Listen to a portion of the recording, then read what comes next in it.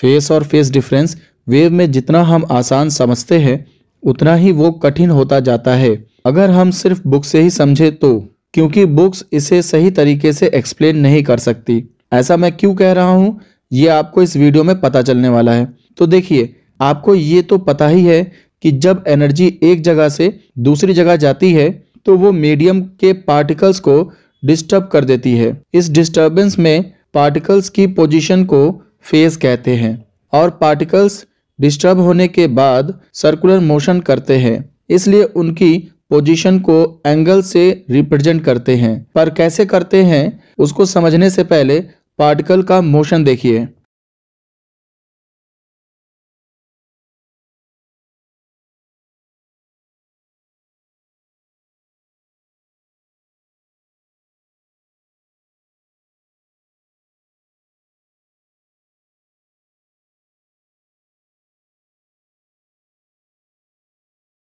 अब देखिए, अगर हम एक लाइन में सारे पार्टिकल्स को मान लें तो अभी ये सारे पार्टिकल्स एक दूसरे से किसी भी एंगल के डिफरेंस में नहीं है, मतलब सब एक दूसरे के रिस्पेक्ट में 0 डिग्री एंगल पर हैं। पर जब एनर्जी पहले पार्टिकल पर पड़ती है तो पार्टिकल सर्कुलर मोशन करता है। अब जाहिर सी बात है कि एनर्जी पहले फर्स्ट पार्टिकल पर पड़ेगी फिर दूसरे पार्टिकल पर पड़ेगी। तो जब एनर्जी दूसरे पार्टिकल पर पहुंचती है तो फर्स्ट पार्टिकल मान लेते हैं कि वो 60 डिग्री एंगल पर पहुंच चुका है, लेकिन दूसरा पार्टिकल अभी 30 डिग्री पर ही पहुंचा है। तो दूसरे पार्टिकल का पहले पार्टिकल से कितना एंगल डिफरेंस है?